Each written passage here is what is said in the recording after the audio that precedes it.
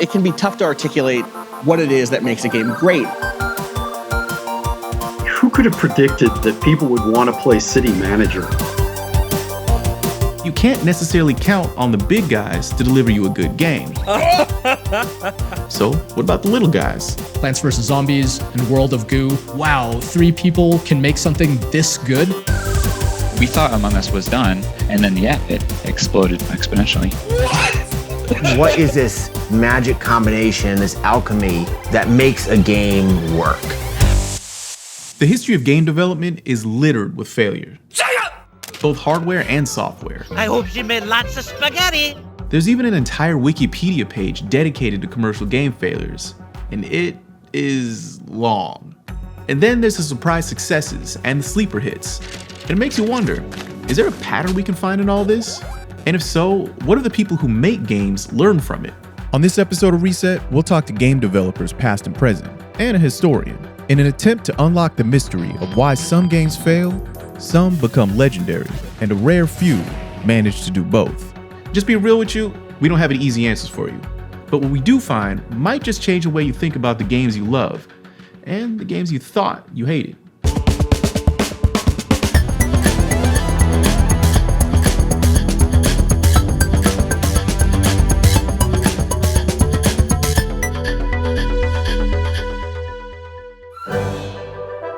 This is Video Game Valhalla. From the arcades to the consoles, the games to the concept art, it's all here at the Strong Museum of Play. In addition to a whole bunch of just cool pieces of video game history. We have a lot of early Atari games. We have one of our copies of Pong. You have some classic pinball here, more arcade games down here. A game like this, you see why it's called pinball, because you actually have pins in there. You have something like the Virtual Boy. A foretaste of VR and virtual reality. Touch Me is an interesting game. Dominoes, with many Broderbund games, Computer Spaceball, or Robbie the Robot that came with the Nintendo Entertainment System. We established the World Video Game Hall of Fame at the Strong in 2015 to recognize the best and brightest of video games. We already had the National Toy Hall of Fame, and use that as a vehicle to recognize the most important toys of all time. And as our video game collection grew, there also was recognition that this was an opportunity to elevate video games as a form of media that I would say is probably the most important form of media of the 21st century. There are currently 24 games in the Hall of Fame. You've probably heard of most of them. Games like Doom, Tomb Raider, Final Fantasy VII, you know, the classics. Exhibits can sometimes be about enshrining a set of beliefs that people already have as much as it is challenging them or introducing them to new things. But what's there, I think, does a pretty good job of showing the range of what games have looked like since their conception. We wanted to approach it thoughtfully, not necessarily just the game that was most famous, but think about what are the criteria that determine what makes a game great. And so we picked 4 different criteria: icon status, geographical reach, longevity, and influence. And so while I wouldn't say the World Video Game Hall of Fame is a canon exactly, it is giving an education in what makes a game great. Now, what makes a game great can be a little hard to define, but if you're gonna try, you might as well ask somebody who knows the history. For example, OG legend Warren Spector. He's been at it for almost 40 years, and he's crafted an impossibly eclectic range of great games, like Deus Ex, Thief, Ultima, and Epic Mickey. The most important thing about a game that gets perceived as classic is that there be some coherent vision behind it. That was true 30 years ago when we had teams of 1 to 10. It's even more true today. I mean, the last project I shipped, we had 800 people on the team, which, by the way, I will never do again. While some of the titles in the Hall of Fame probably seem obvious, some of them might seem kind of surprising. Stuff like Microsoft Solitaire and Bejeweled.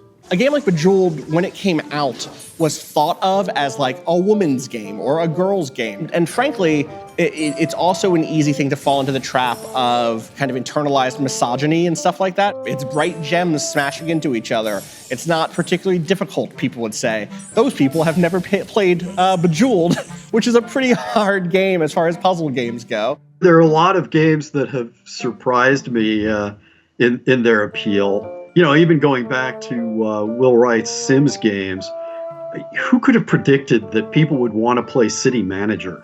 If I had pitched something like that, I would have been laughed out of the room. Every year, there's debates around what title to induct in the Hall of Fame, and it raises questions about what's important in a game. Should you look more at the technical innovation or the artistry? Did you take into account how many copies of the game sold? Or does that not matter?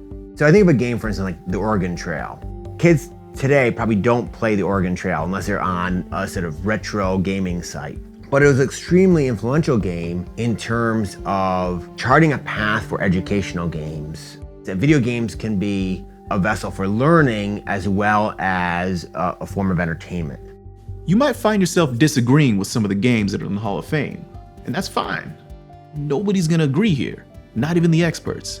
And that's part of what makes this question about what makes a good game so interesting. I remember the first time I played Ultima 4, it changed the way I thought about games almost completely. Games can be about more than just killing everything that moves and grabbing the treasure. It was about, you know, who do I want to be in this world, which was very much what I loved about Dungeons & Dragons as a tabletop game. Realistically, every game I've worked on has been about trying to recreate the feeling I had when I played Dungeons & Dragons with my friends. That's kind of the sad, pathetic truth of my career. You know, I think we throw around the word great very, very quickly, and often for reasons we don't necessarily know why we're using it. It can be tough to articulate what it is that makes a game great. And the truth is, in my mind anyway, it's a combination of factors, right? It can be something about the way it innovates. It can also just achieve kind of a high quality of what's already out there. Like, oh yeah, this is basically like these other games I really like, but it's a little bit faster, it's a little bit smoother, the character designs are a little bit sharper, and that can be greatness. Everyone loves talking about the great games of the past and why they succeeded. And the big companies are constantly strip mining their classic releases for new profits. But what about the bad games, the ones that flopped? Where's that museum? Failure is such a tricky, slippery idea, to the degree that sometimes something from the outside can look like a failure, but from the inside, it's hit all of its internal metrics. There was a time when a new Assassin's Creed game was a big deal because it felt like it was making a mark on the year. But in a sense, the fact that those games have continued to get good ratings and continue to kind of sell decent amounts every year has still been a failure because it stopped controlling the conversation. It stopped being a destination game the way it once was. Failure in video games is an interesting question because it opens this window into what is the nature of video games? What is this magic combination, this alchemy of play and story and video and art that makes a game work? And we haven't even opened up the can of worms that is Cyberpunk 2077. This might have been the video game drama of last year, when the company that brought us the beloved Witcher 3 finally released the game that they've been teasing for damn near a decade. And it was so buggy, they not only removed it from the PlayStation Online store, they went a step further and gave people refunds. Remember, this is a game that cost over $300 million to develop. It was too big to fail, and yet it did, right out the gate. You could look at it as emblematic of this process of creating major AAA title games. Meanwhile, there's a sort of this fail fast mantra that's coming out of Silicon Valley that, you know, get something out and change it quickly. Or you could tell it as emblematic somehow of our social media age. You know, so much of the reception of that game was driven by how people on Reddit and Discord and Twitter were talking about and sharing glitches. Blow it up. Oh, yes. Wow. What? Okay, wait a minute. And how did all these things intersect? And there are probably dozens of other stories that you could tell about a game. Now keep in mind, the historical jury is still technically out on Cyberpunk. It could very well ride a wave of patches and fixes into video game greatness. And even if it doesn't, it's already done pretty well financially. Now, granted, that's not going to stop the memes, the Reddit posts, and the really long YouTube rants, but hey, that just makes the story all the more interesting. And maybe we all learn something here, that you can't necessarily count on the big guys to deliver you a good game. So what about the little guys? Coming up next, we'll meet two small companies who cut their own path and are behind two of the biggest games we've been playing over the last year.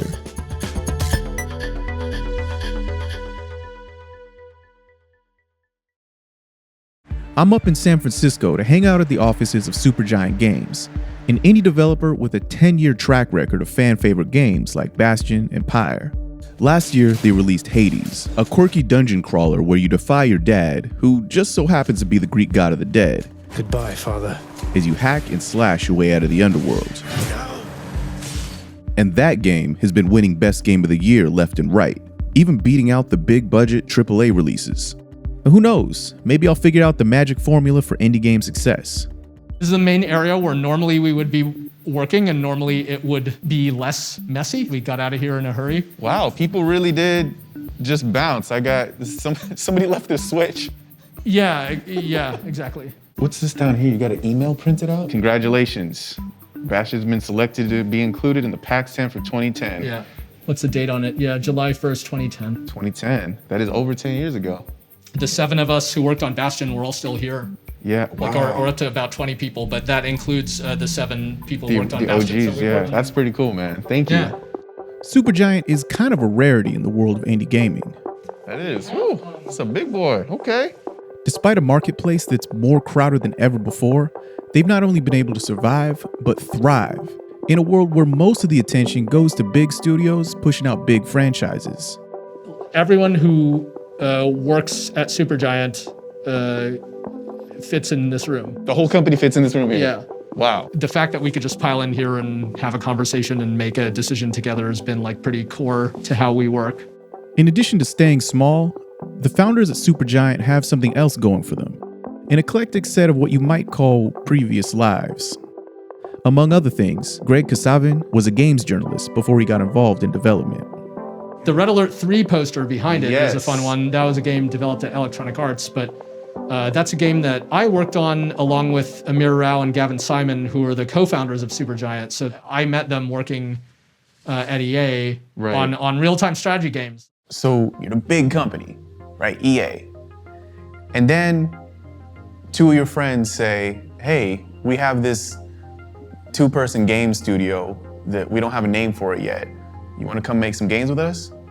What made you want to leave? We were really inspired by some of the smaller independent games that were happening at the time. We were working on, these kind of relatively big productions by day, and then by night we'd go home and play, these games like Braid and Castle Crashers and Plants vs. Zombies and World of Goo. But then you would, look at the credits and see that, 3 people or something made this whole thing, and you'd be like, wow, 3 people can make something this good?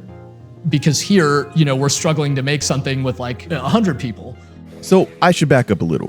When I said that Hades came out in 2020, that wasn't quite accurate. That was the official release. But a lot of people had already played it, because in 2018, Supergiant put out the game via a kind of pre-release called Early Access that allows dedicated fans to playtest the game before it officially comes out. While this isn't exactly unique, it's certainly not something the big companies tend to do with their tentpole releases. And on top of that, Supergiant even let a documentary crew from NoClip follow the whole thing. All right, publish now. Test my typing.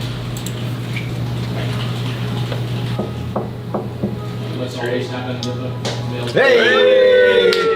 It's gorgeous. Look at that. Putting out your game pre-release doesn't always work out. Some games never end up leaving that early access purgatory. But when it does go well, like in the case of Hades, everyone wins. Gamers get a taste of something they like, developers get a chance to try things out, and most important, a relationship, and maybe even loyalty, develops in the process, as gamers see developers taking their feedback seriously and using it to improve the game. There's a lot of game companies out there who make hugely popular games, and people hate the companies, right? If I go into any comment section of any video about one of y'all's games, it's constant love. Brand loyalty isn't the same as like sort of the human loyalty. And I think like a smaller studio has that kind of advantage where it's easier to tell that it's just a group of humans. The tragedy is at big companies, it's also just a group of humans. It's easier to have empathy for like a smaller ragtag indie developer in San Francisco than it is for, you know, a megacorp. But of course, it only works if you're producing stuff that people enjoy. The thing that's really interested me has been that discussion about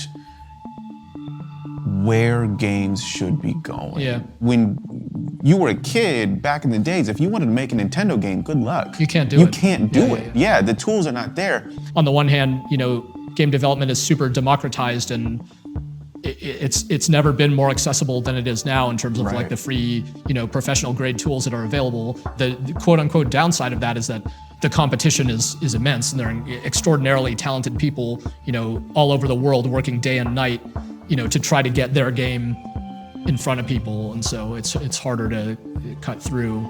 More people in more parts of the world can more readily make games. I have to like latch onto that as a beacon of hope of like, that's the path forward.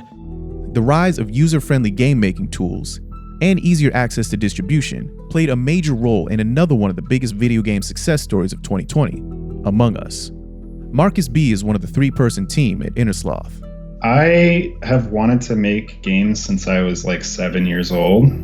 I used to make these platformers on paper, just like I would draw like a side scroller world and then you'd go through it with your finger and imagine it in your head. I didn't think about how to actually make that come true. I thought that you could bring this stack of game idea papers to Toys R Us and you pay them $30 and they'll make the game for you. When I started to realize like, oh, you can just like find things online that help you make games. It's like, oh, hey, I'm making games. So will the democratization of game development mean that great games are that much more inevitable? I've always had this kind of naive stance that if your game is really good, people will find it and it'll get the attention it needs. I don't know if that's true. I don't think it really is, but that's been my like thing that pushes me. Honestly, it's probably not. Look at the Steam store right now, and there are tons of games there. A lot of them are probably great, but they're hidden, and they'll never blow up. And for the first 2 years, Among Us was one of them. We thought Among Us was done. We're just gonna, you know, support it until people don't want to play it anymore. The biggest challenge is just getting eyes. It's standing out, but like you have that one streamer who just knows a bunch of other big streamers. That's like sort of where we see the start of this is different. And we definitely didn't recognize it at the time. And then, yeah, so it exploded, you know, exponentially. What? All right. There's so many people that things start breaking. You have to like redesign and re-architect around this massive influx of players. And so we ultimately ended up getting up to just under 4 million players concurrently. So whether indie titles like Hades or Among Us will sit side by side with the big budget titles of the past in the World Video Game Hall of Fame is an open question. But one thing is clear, gaming has gone through a radical transformation. Fans have more access to the development process, and developers have more paths they can take to becoming that next sleeper hit. Coming up, the Reset Roundtable talks about the indie games that won our hearts over the last year.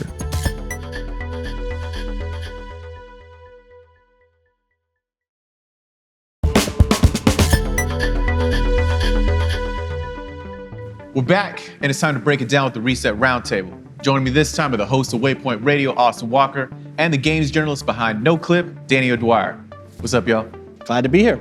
Thanks for having me.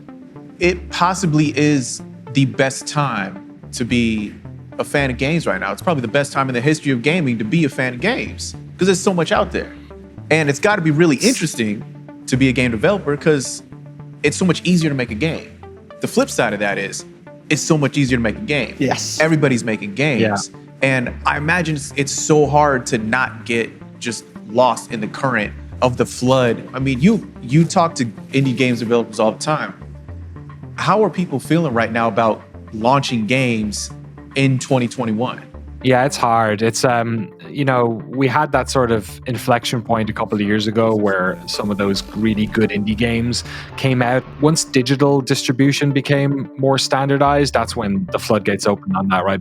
I think it's incredibly difficult these days just because getting any sort of mind share with the audience is very tricky. And we've seen it with a game like Among Us, where you make a game that is ostensibly a good game. People like playing it, but you need some sort of magic wand in the public to be waved. You know, you can spend a lot on marketing and that helps. The future's yours for the taking. Certainly helps games like, you know, Cyberpunk, for instance, had a huge marketing push, and that probably contributed a lot to the amount of units it sold in its first couple of weeks. But without that, you're sort of, I don't know, you're throwing your lot in the air and seeing where the wind takes it. And it's very, very tricky these days. I think the interesting thing about playing games in 2021 recently is that everybody's a critic.